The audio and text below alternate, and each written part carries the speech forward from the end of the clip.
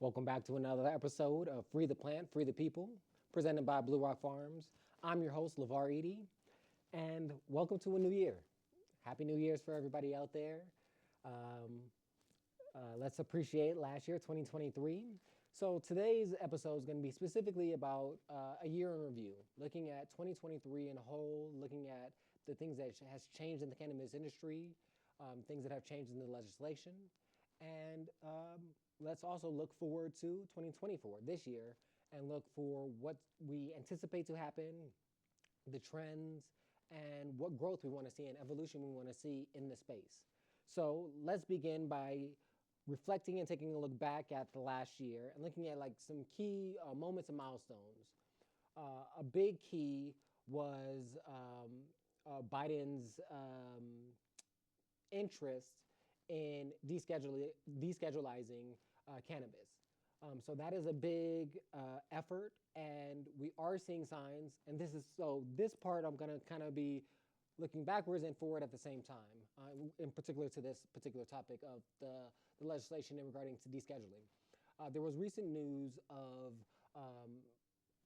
them looking at the actual recommendations and the information about why it should be descheduled or why it shouldn't be descheduled. So them actually looking at the material and reviewing that gives some indication that they're actually making steps to moving forward to actually making a determination on are they going to reschedule it, and if they are, which we presume that they will, what are they going to reschedule it to? Are they going to reschedule it all the way down to Schedule 1, or they are going to take it off the list? Chances are they're not going to take it off the list. If anything, I foresee it going down to Schedule 1. But that's something that we'll talk into more detail further in through the year. But that's one of the things that I wanted to mention as a milestone for last year. The other thing that I want to mention is how many more states came online. There were several more states that came online in regards to recreation and medical. Georgia being one of them that finally has officially pushed through 7 medical licenses.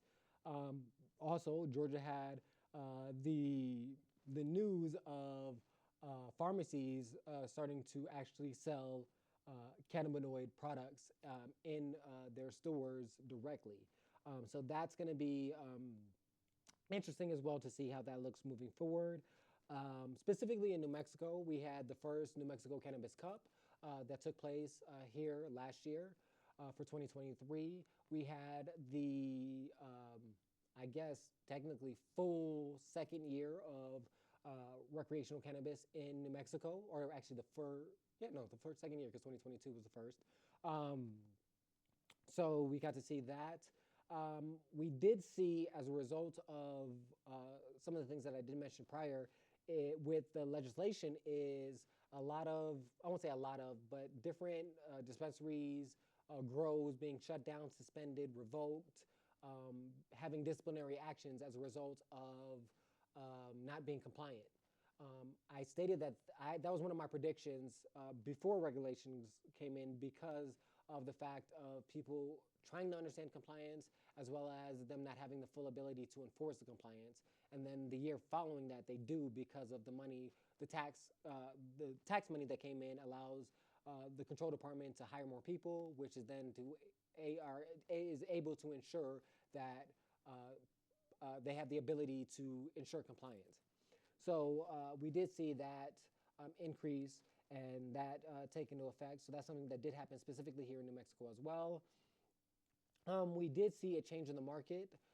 There was a period where there was a slight decline in growth, but then that did go back and increase.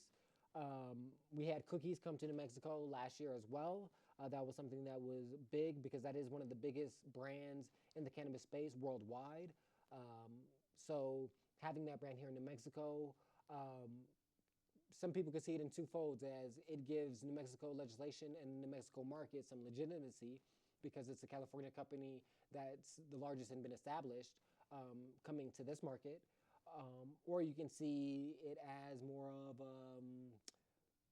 from a pessimistic side, of corporations trying to crush the little guy. So again, it depends on what spectrum you see it on and how it's taking place. So those are some other things that happened in regards to last year. as well as our first year of this podcast and this show. We want to celebrate that as well. We want to thank Studio 519 and everybody here that has helped us maintain and produce this show. We couldn't do it without their hard work and their dedication, so we definitely appreciate them and want to give them a shout out. So those were some of the things we wanted to highlight in regards to last year, in regards to the cannabis space, networking, and in the New Mexico market as well. So let's talk about, of course, it's the new year, so a lot of people always talk about resolutions. Me personally, the resolution that I am going to make is I want to be more consistent in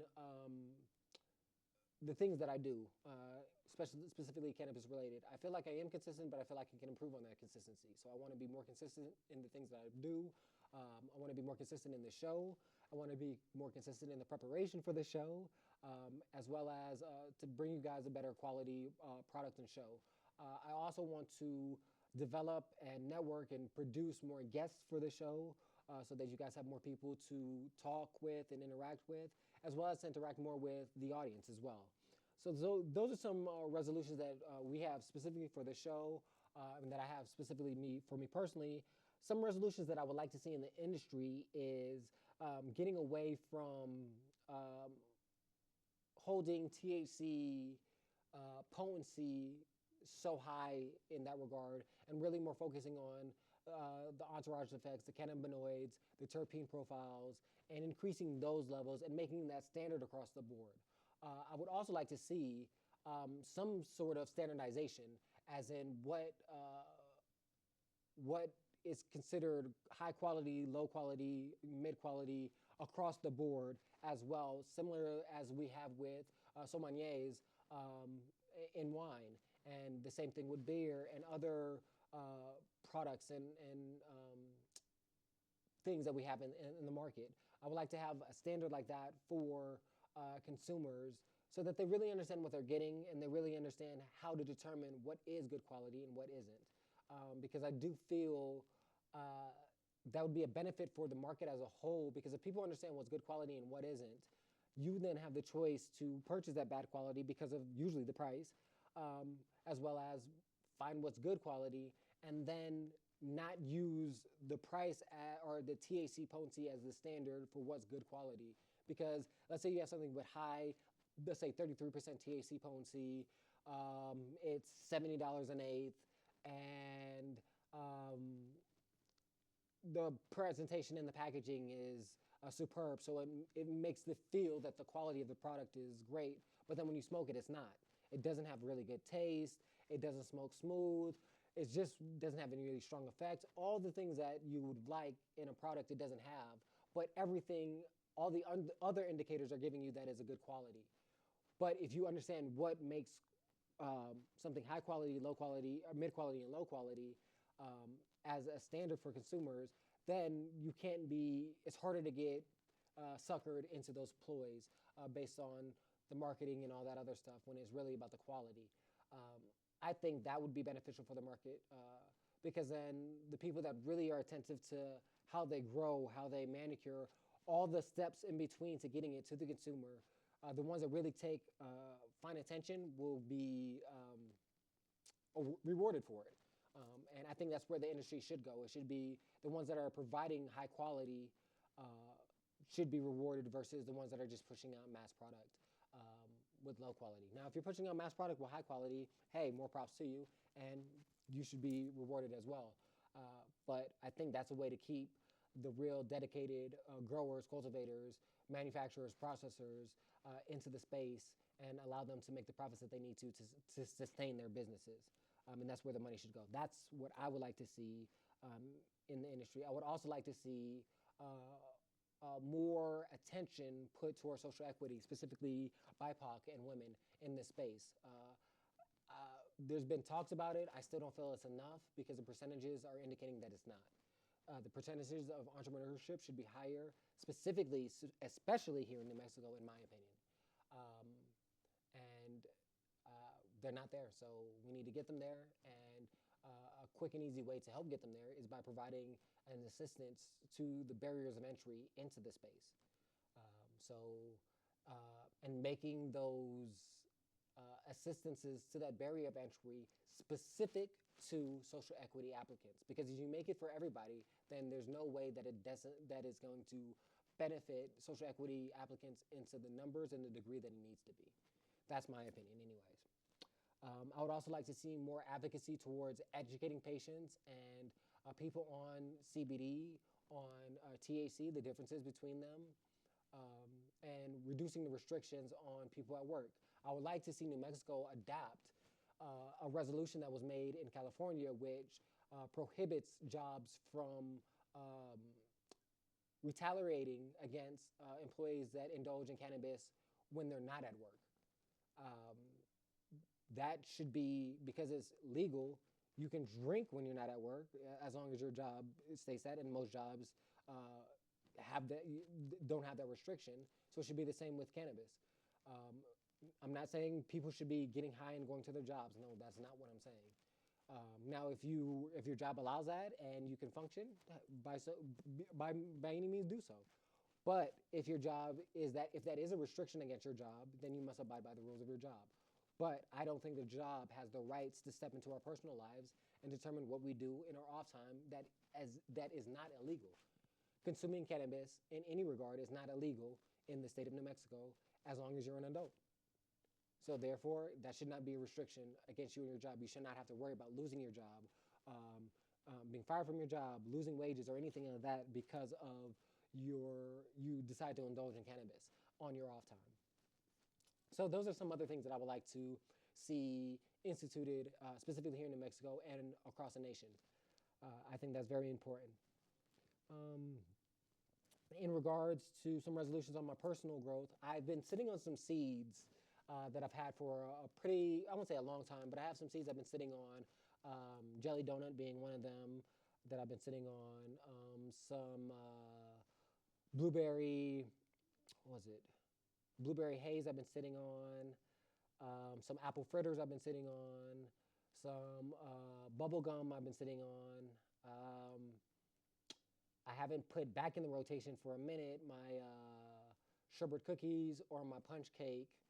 So I'm debating between all those different strands, and that's not even all of them. I got a big box of them, of which ones I want to pop this year and which ones I want to really explore. My process with seeds is a little bit different. I don't just like popping them and growing them and then moving on. I like really spending time with each of the plants and those cultivars. So I don't pop a lot per year. I usually pop 2 or 3 new seeds per year, so I can really dive into them and really explore their genetics and really explore what I can get out of them before I move on to the next one. And I write it in my little genetic binder, or I call it my genetic Bible, because it has all of my genetics that I've ever grown and just random information that I've seen per each run. So I like to add to that Bible this year. I want to do at least 3 seeds, so maybe I can get some suggestion from you guys out there of which are those ones that I just named that I should pop. I do have some cherry cola from a friend of mine's out here in New Mexico, George, as well as, it's cherry diesel and, oh my God, I forgot the other one. But those are some other ones as well. So, but yeah, definitely let me know which ones you think I should pop and explore. Jelly donuts is probably definitely going to be on that list. And I'm probably going to bring back, I'm debating between the apple fritters, or popping the apple fritters and bringing back the sherbet cookies. Those are the top 3 on the list right now that I think I'm going to do this year. But you guys let me know. I want to talk about now about moving forward to this year, the trends that I see occurring for 2024.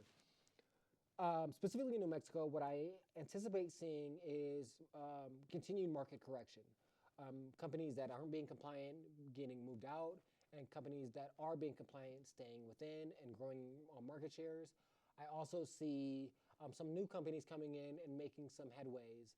I think those companies that make headways are going to be very specific. They're going to be small mom and pop growers or cultivators that are really attuned to their specific genetics, and they're going to focus on that. And I think they're going to have a hit with one of their particular cultivars, and word of mouth here in New Mexico, especially if it's a local grower, will lend itself easily to helping them stay in the market and garnering market shares.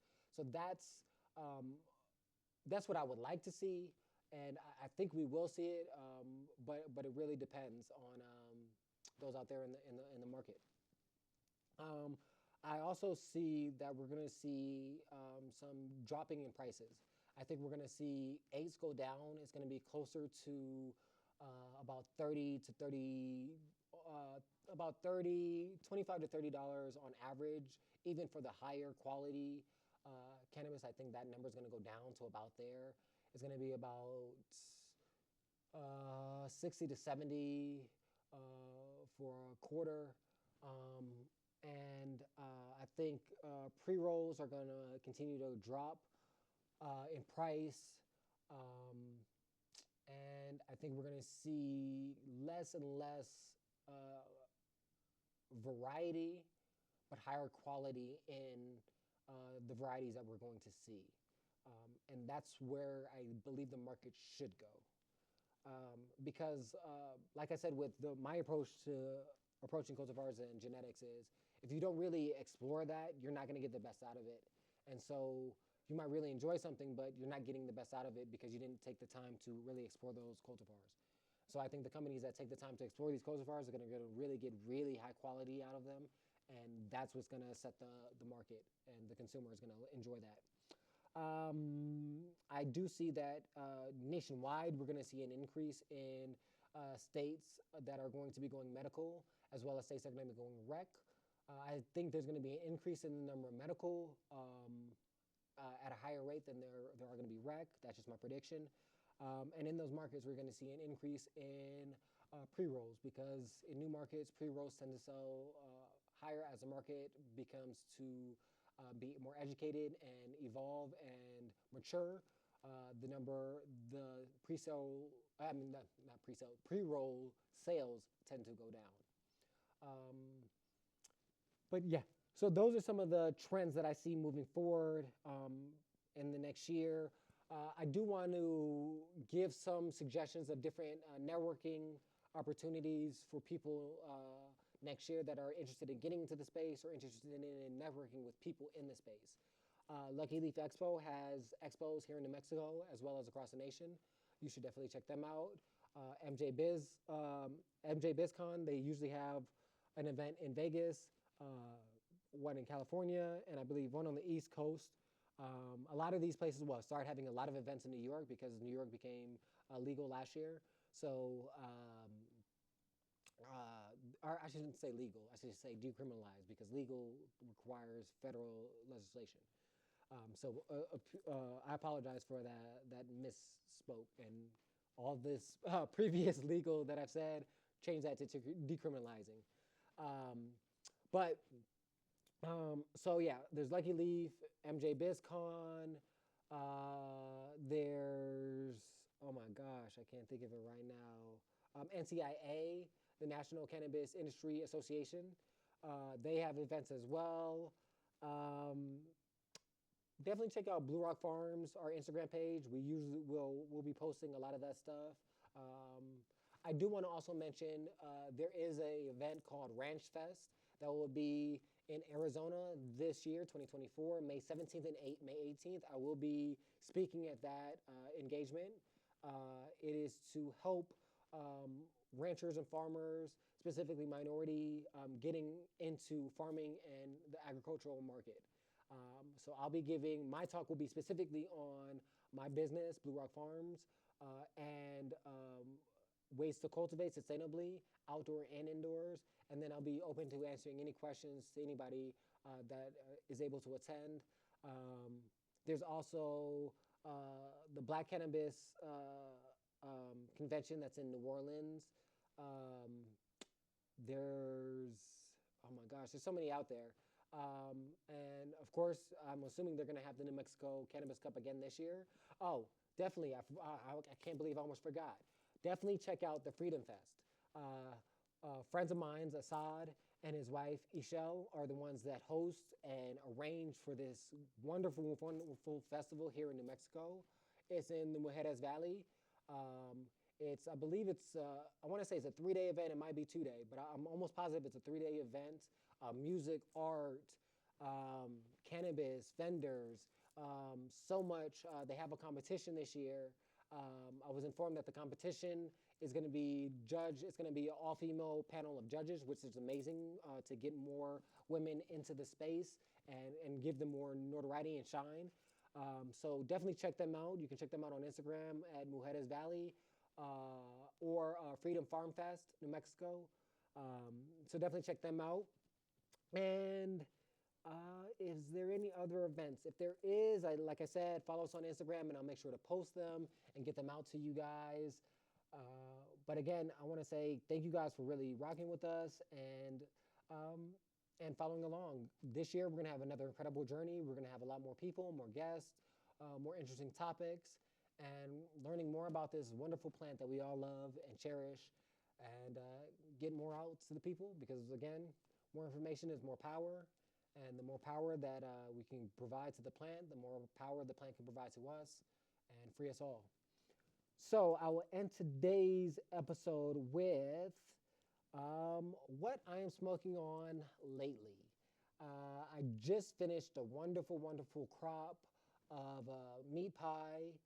Um, and there's another cultivar in that harvest that I'm not going to mention because we're still working on it. So it's not quite there yet. It needs some tweaks. It needs a couple of more rounds, I think. Breeding wise, I think I'm going to cross it with somebody else because it's not giving me enough notes in certain areas that I would like. So we'll just keep that under wraps. But just know something is in the works that we're getting going. But meat pie. To give a little bit of information on meat pie, it was gifted to me by one of the coolest people I've met here in New Mexico when I first got here. Marvin, if you're out there, you know who you are. He just had a little baby boy, so congratulations to him. But he gifted me these seeds that I believe were from Sandbox Grower. So if you guys know out there, Sandbox Grower, he's the one that developed this particular cultivar, and I have to give him a lot of credit. This is my third run with this particular cultivar, and each run I'm learning more about it and pushing it more and in different ways and getting different qualities out of it. But every time it's really nice. It has a nice purple hue to it. It's not too dark. This run I've noticed that some nugs were getting pretty dark in comparison to the first two runs, even though the temperature ranges were pretty consistent with the first two runs. I did change some things in some of the things that I've been giving it nutrient-wise, as well as I changed the airflow, which I think changed the heat distribution, which caused more color variation. So that's what I believe is attributed to the increase in color variation. But it has a nice smell to it. It's not gassy, but it's not sweet either. It's earthy. It does have it does have some sweet hints to it, but it's more earthy, light gassy notes. I would say it's on the more fermented side in comparison to the sweet side, but I really enjoy it. It has a hybrid feel to me. It's not too strong on the indica. The other cultivar that I have in there that I was talking about earlier that we're still tweaking, that's the one in there that is heavy indica. When I smoke that, I have to wait. That's the nighttime one. Now this meat pie, I actually smoked it before I came to shoot this show. Nice burn, nice smell, good density to it, nice sized buds. So I'm really enjoying it. So shout out to you, Sandbox. Shout out to you, Marvin. Again, congratulations on the baby, bro. So that is what I'm smoking on as of lately. We have some other plants in the rotation. that's coming up soon. That will be done sometime in February. So when we record that episode, we'll talk about where we're going then. So again, as you know, BLuRok Farms is the company that presents this podcast and allows us to be able to do this podcast. Thank you to Studio 519 as well for allowing us to shoot here. Definitely check out leafwall.com if you want to get $10 off your medical cannabis card. Just use the code BLuRokFarm10 to get those $10 off. Also, check out our education program, check out our GoFundMe, check our consulting company. Definitely follow us on Instagram, and definitely check out our YouTube channel as well. So again, thank you for watching Free the Plant, Free the People, presented by BLuRok Farms. I'm your host, LeVar Edie, and we out. Smoke on something good.